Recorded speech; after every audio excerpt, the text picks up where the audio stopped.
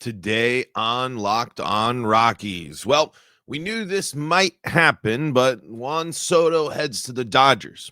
Does that mean anything for the Colorado Rockies?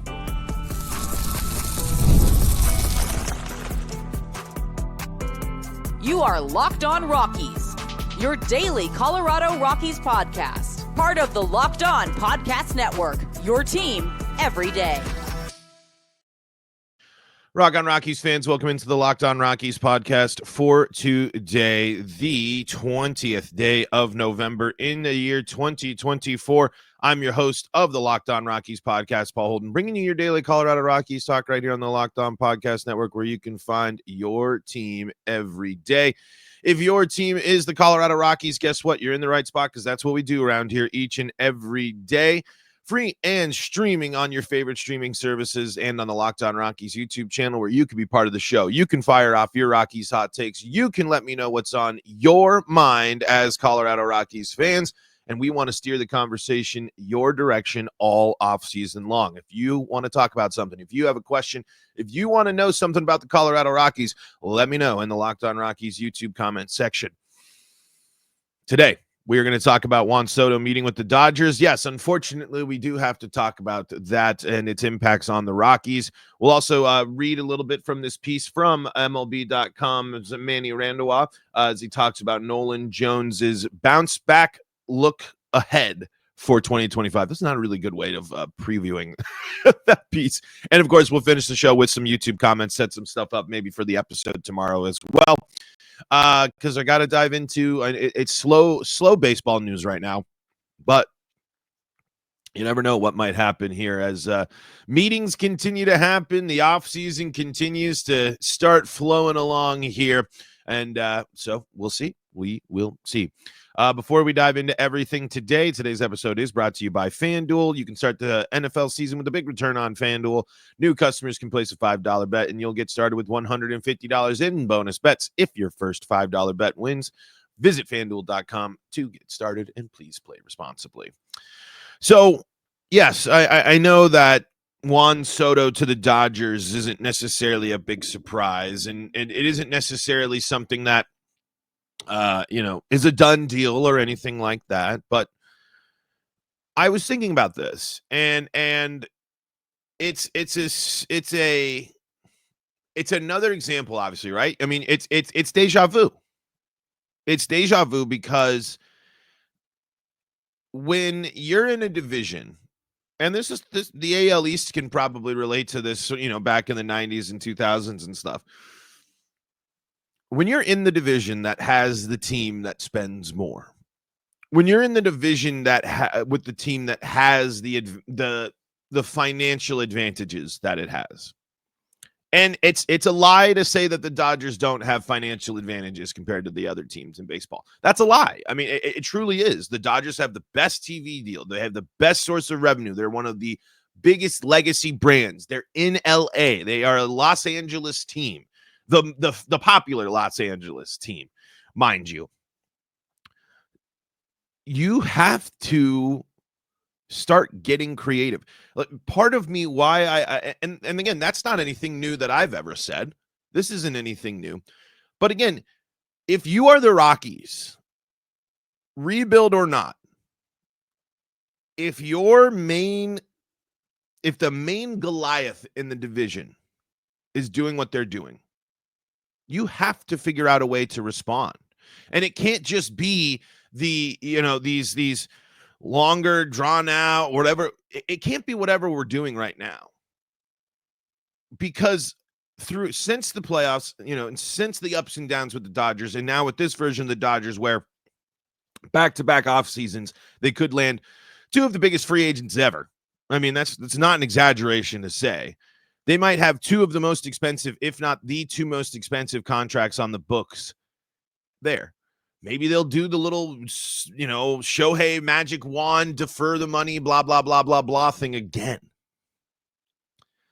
The point isn't just about that the Dodgers can do these things. And listen, if you got grief, if you got beef with salaries and the money in baseball, I ain't going to change your mind, because in reality, it is a system that allows this to happen. Deep down in my gut, I don't think Juan Soto to the Dodgers is all that great for baseball. I don't. I don't think that the Dodgers having the ability to just use advantages that other teams don't get to be a part of, different slice of cakes when it comes to revenue sharing and revenue forms and things like that. But I can't also just sit there and say, there are teams that could do more. There are teams that could spend more. There are teams that could be more aggressive. But the Dodgers do contain a bunch of those advantages. When the Dodgers are very far out ahead when it comes to revenue and money compared to other teams. Do you think the Dodgers would have any problem selling a Dodgers-specific streaming service? They're not going to because they don't need to, but no. Think the Dodgers are going to have attendance problems anytime soon? No. You know how much money just Shohei Ohtani probably brought into the Dodgers last year? It's pretty crazy to think that of how much money that they're going to owe Shohei. They probably already got a considerable amount of that back. From winning the World Series to having Shohei have the season he did to the international exposure, it's insane. But it doesn't mean that that doesn't allow you as other teams to just throw your hands up and say, well, what can we do? What can we do? What can we do? What can we do? If the Dodgers are going to continue to season after season after season add the best talent in the offseason, you need to be aggressive in getting the other top 9. If the Dodgers are going to go get the top 5, you go get top 6 through 10. And it doesn't have to just apply to the Rockies, which I wish it would. But eventually, you can't just sit there and count on the Dodgers always being able to get it done, because there has to be other teams that come in there and get engaged in the conversations and start persuading these players with other things other than just the big paychecks. And I know that's crazy to say, because what player would, Soto wants $600 million, $600 million. But there are teams that can pay that. There are teams that will pay that and can get into the mix. And yes, it might not be the Rockies, but I think that it should, the Yankees need to get in there. The Mets need to get in there. The Padres need to get in there. I know the Padres don't have anywhere close to that money, but look at the names that they've been able to bring in. I know they had Soto for a bit too and traded him. So it's obviously not going to be that. My point is, the rules I don't think are going to change anytime soon. I don't think baseball is going to do a salary cap, a salary floor, or anything like that. I don't think they're going to touch that anytime soon. It might raise it up. Because say the Dodgers do get Soto, that is, what is that? $1.3 billion in contract money between just Soto and Ohtani. And eventually, that's going to bite them. This deferred Shohei contract, as crazy as it is, as I'm looking at it right now and looking at the fact that what he actually makes during the year, that eventually is going to come a knocking. Shohei is not going to be, when you're on the hook for $68 million a season, that's going to have impacts. So you as the Rockies, you as these other teams, you're going to have to start weaving and bobbing and weaving through there. Because the Dodgers won the World Series last year. Yes. But it's hard for things to come together and stay healthy, and for everything, and for even those super teams to get there. We've seen it before with the Dodgers. I just think that if the Rockies continue to just sit as an approach to not only the Dodgers, not only the rest of the division, but the rest of baseball being aggressive and adding these guys, they're going to be left behind, because they're going to continuously be in a situation that they're in right now, where, hey, we're a draft and develop team. We really believe in building up our players.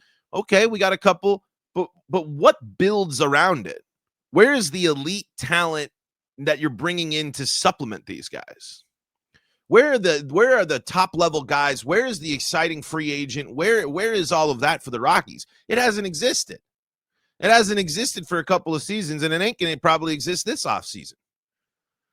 If you're the Rockies, your only response to this Dodgers dominance, this Dodgers payroll, is to just keep status quoing it and keep Rockies-ing it up. 100 losses is going to be way more of the norm because you have to play that team all the time. Because San Diego's not going to just sit there and they're a team that they go into each and every season, each and every time that they play the Dodgers. They go in there and they say, we can beat them. Because they're the team that has beat versions of those Dodgers team. They're the team that takes the Dodgers to the limit in the playoffs. Arizona is entering the same thing, I think. Arizona is sitting there saying, we barely missed the playoffs last year. We were a team that had a chance to get back there again. So while the Rockies will never be in the Soto discussion, the Rockies need to start getting into the conversation about being able to bring in big name free agents. The Rockies need to be able to be open to that idea. You know, the roster right now doesn't really look, open for that. And we've talked a lot about prioritizing the young guys and letting them play. Absolutely still the plan. But if the right guys take the steps forward this season, you're going to be entering a spot in 2026 where you're going to have to add. Or maybe you're getting to the point of the trade deadline where you got a surprising team. Maybe you can make a move for a guy that's on a contract there at the deadline and start building that team up and start making moves there. Because it's not just the Dodgers that are going to leave the Rockies in the dust with these free agent acquisitions. It's going to be the rest of the division. And then it's going to be the rest of baseball. I know it's not necessarily crazy analysis there, but if the Dodgers continue to add the best players in baseball, the Rockies have to be able to come up with the response. And it is not satisfactory enough to me as a Rockies fan to throw your hands up, say, well, we're rebuilding. We can't spend. We can't compete with blah, blah, blah, blah, blah. I still think the Rockies could be a team with a unique situation. It's not the LA market. But the Rockies geographically could be a team that could cover a long swath of land and a lot of opportunity in terms of building dedicated fan base and dedicated regional love for the team. But it will take a lot of changes for that. And to me, I think the Rockies response to the Dodgers getting Soto would probably just come from annoyed emails from the front office to season ticket members talking about, we might not be the Dodgers, but we're really believing in what we got. And I'm not trying to downplay the development of guys. I'm not trying to downplay the potential excitement of some of the young Rockies players because the Rockies do have exciting young talent. But the last big free agent signings for the Rockies have just not ever really been all that exciting. I mean, the Chris Bryant signing when it happened was actually exciting. I mean, that was a big name free agent in that free agent class. We didn't know about as many health issues at the time. We were worried about dips in production and stuff, but it was Coors Field. It was all that stuff. If the Rockies are able to make that type of splash, if the Rockies are willing to make that type of move, they need to be willing to make maybe shorter contracts, 3-4 year deals that spend a little bit money on these guys. I think the Rockies' most expensive contract next year is Chris Bryant. When you're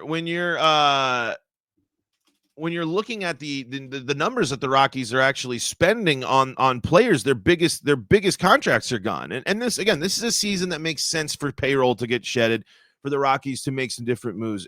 I understand that. But you need to be able to get in the mix, especially when you're looking at some of the money that they spent on a Ryan McMahon, a Kyle Freeland, and Ezekiel Tovar. If you're willing to make $70 million deals for McMahon and $64 million deals for Freeland and $63 million deals for Tovar, $50 million deals for Senza, you're still looking at a situation here in which that level of money can get you the right guy, can get you an interesting free agent. And it'll be interesting as you go through this offseason, look and see what type of contracts players sign. Look and see, and they'll be higher, obviously. The money, there's more money probably, but it won't always be in cases. So I kind of went all over the place there, and it wasn't just focused on the Rockies. But basically, my point is the response to Soto going to the Dodgers, if it happens, can't be, oh, woe is me, the salary cap, the Dodgers, which it's fair. The Dodgers have incredible advantages compared to the rest of baseball. But it's another example of which start being creative. Start looking for creative solutions. Start doing things outside your Rockies box to become competitive. It's long overdue that you start figuring out ways to be competitive within your own division. And it doesn't matter about just having to go up against the best team in baseball throughout the season, but it matters about going up against the Diamondbacks and the Padres as well. This young team, these young guys are going to be severely tested next year against some of the best in baseball consistently. Not every other team gets to say that. It's going to be how the Rockies respond. And if you wanted my gut reaction, if you wanted my gut call right now on if Soto is going to be a Dodger,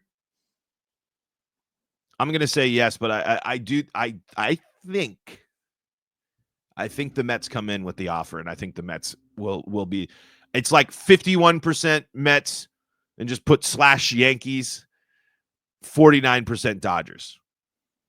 Because, I mean, it's an interesting question for Soto is, do you just join the evil empire, or do you join these other teams that have super high payrolls that don't have the same evil empire moniker that the Dodgers inherited from the Yankees, and you go do it for one of those New York teams and commit to that New York, being a New York guy? I don't know. I think if you're Soto, you want to go play with the team with 3 other MVPs on it. But I think Cohen, if there is an owner in baseball that will take on the Dodgers spending, Cohen of the Mets is going to be that guy.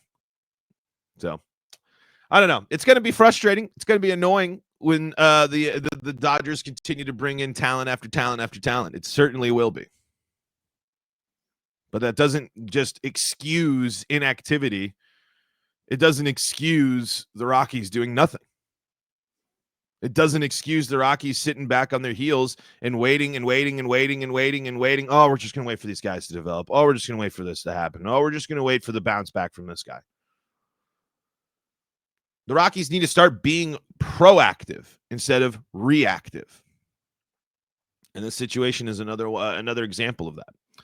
All right, went way long here on the first segment, but that's all right. We're going to take a quick break, and then we're going to go read from Manny Randaw's thing to let's put some hope back in Rockies fans, because if Nolan Jones can get back to season 1 expectations, that will help the Rockies big time. We're going to talk about that coming up next on today's episode of Locked On Rockies. Before we do that, though, got to tell you about the folks that help make this show possible, and that includes FanDuel. Get ready to tackle the NFL action with FanDuel, America's #1 sportsbook, because right now new customers can bet $5 and get $150 in bonus bets if you win. The FanDuel Sportsbook app gives you everything you need to place live bets on the NFL all in one place. So when you get a hunch in the middle of the game, you can check out the latest stats, view live play-by-play, and so much more on the same page where you place your bets. Just visit FanDuel.com to join today. You'll get started with $150 in bonus bets if your first $5 bet wins. That's FanDuel.com. Never waste a hunch and make every moment more with FanDuel, an official sportsbook partner of the NFL. And remember to please play responsibly. This is the Locked On Rockies podcast. We are free and streaming on your favorite streaming services, bringing you your daily Colorado Rockies talk. Thank you so much for making us your first listen of the day. For your second listen of the day, go check out Locked On MLB there from our guy Sully, breaking down all things Major League Baseball. And of course, if you need more Colorado sports coverage, Locked On Broncos, Locked On Avalanche, Locked On Nuggets, and Locked on Buffs. Lots going on in Colorado sports right now. Lots going on.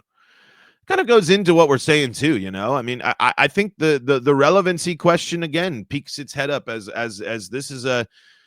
I mean, the Broncos are surging with what they were looking to accomplish this year. Things are starting to fall into place for them, and the players in the quarterback situation that they have.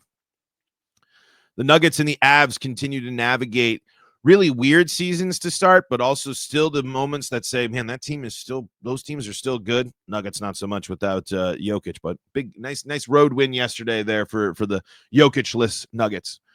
But mixed with all of this, with that Soto to the Dodgers and everything there too, the Rockies need to start doing things to increase their relevancy with these other teams. We've talked some depth about that one before, so I'm not going to dive into that. But this Soto stuff feeds into that situation for the Rockies as well. So I wanted to read a little bit about this, and this is all I really appreciate these pieces. I appreciated when we read that piece. I can't remember who wrote it. I don't know if it was Manny here or if it was Thomas Harding back talking with Chris Bryant about the frustrations. It's really good for us fans to get a reminder of how difficult this game is mentally. And I criticize, I make comments. I am right in the machine that makes things a little bit more difficult for not just athletes, but people in general. I'm firing off hot takes on the internet. I mean, that hot takes on the internet, comments on the internet, that impacts just about everybody in just about every profession and all walks of life. So when you get insights into the minds of athletes and when you get insights into just how debilitating this game can be mentally, it's a good reminder. And it's a good reminder of how difficult the game of baseball is. And that's what Manny Randall writes in Jones, hoping that 2024's roller coaster fuels resurgent in 2025. When we don't do well, it hurts the fans, Jones said, but sometimes they don't understand that it hurts us 10 times more. The young left fielder had a base hit roll under his glove as he charged it in the sixth inning of that day's contest against the Cubs. The ball went all the way to the ivy-covered wall at Wrigley Field as 2 runs scored. Jones' throw back toward the infield was low and skipped off the glove of second baseman Brendan Rodgers and enabling a third run to score. It wasn't the first ignominious defensive moment in the young season for Jones. The day before, he dropped a routine fly ball that glanced off his glove in Arizona. It would have ended the game. It would have ended the fifth inning, but instead, the D-backs scored their 4th run of the game. Hence the tears of anguish. I had high expectations for myself based on what I did last year, said Jones, who finished 4th in National League Rookie of the Year voting in 2023. And then to run into failure so early with error after error, I was just thinking, what is going on here? The whole offseason, I worked my tail off. And then 5 games into the year, I'm looking up and I have 4 errors. I mean, that makes sense. It can be so quick. Baseball and baseball seasons are so long, but they do feel like they can get out of hand quickly. And it's a very interesting reminder of that. Think about Kyle. I think Kyle Freeland's a prime example of this too. In this, velocity's up, spring looking good, first start, disaster. First few starts, disaster. First month of the season, disaster for the Rockies.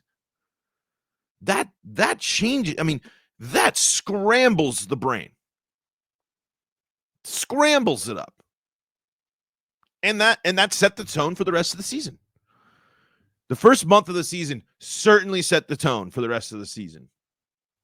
Going into his age 26 campaign in 2024, the sky seemed to be the limit for a player with major raw power at the plate, great speed for a man of his size, and a cannon of an arm that ranked him number 1 in Major League Baseball with an average arm strength of 98.9 miles per hour.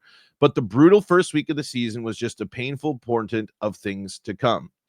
Let's see. I felt in 2023 I put myself in a good position to be a centerpiece of this group of Tovar Doyle and these younger guys that are here and coming to be part of the future, he said. And I don't see that as being eliminated. There's still a ton of skill and talent in there.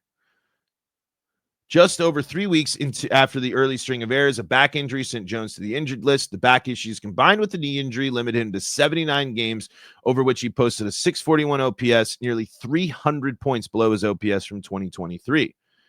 Fast forwarding here a little bit. The injuries and his inability to meet his own lofty expectations took its toll on a man who holds intense feelings when it comes to the game he loves and the way he plays it. I've struggled mentally at times, Jones said. I lose sleep over baseball, but it's taught me a lot of perspective on life in general. His perspective was further refined in August when he and his fiancée welcomed their first child. The process was an emotional roller coaster for Jones, with the jubilation of becoming a father immediately followed by concern for his newborn daughter, who had trouble breathing and had to spend time in the neonatal intensive care unit. Some people don't understand that there's 100% human aspect to all of us athletes. Always a good reminder. Always a good reminder to hear that. But this piece just kind of goes on here. And just to finish, it's been difficult for sure, he said, but I'm blessed. I get to play a game for a living, and I get to do it here in probably the most beautiful stadium in the major leagues. I'm in a position I've dreamed of my whole life. I like that. I mean, again, why did I bring this up? I just wanted to remind ourselves of how much goes into being a ball player, how hard it is to be a ball player, and why, especially with young players like Nolan Jones. I'm not ready to, I'm certainly, we were all frustrated by stuff that happened as fans last year with Nolan Jones, but I'm not going to sit here and be, ignore the human side of the game, and I'm not going to ignore the fact that he's a young guy with that had a lot injuries, multiple things going on there. Who knows? I mean, if you put some of that to the side and you can go into the next season healthy, your daughter's feeling better, and all, you're not dealing with those challenges, a refreshed mental state for Nolan Jones might be exactly what he needs. But I'm sure being a parent, you never really get to relax that much. All right, quick break, and then we're going to come back and read some YouTube comments here coming up on today's episode of Locked On Rockies. Thank you so much for making Locked On Rockies your first listen of the day. We're free and streaming on your favorite streaming services, bringing you your daily Colorado Rockies talk. All right, we are running out of time here, so I don't want to dive too much into too many comments here, but let's dive into this one here. We'll take a look here, Perry, at the rotation and some of the what the Rockies are going to do in a little bit more detail here, but. Gabriel Hughes, because that's what the question is posed here. I know he had Tommy John recently, but how far out do you think Gabriel Hughes is from getting a shot at the rotation?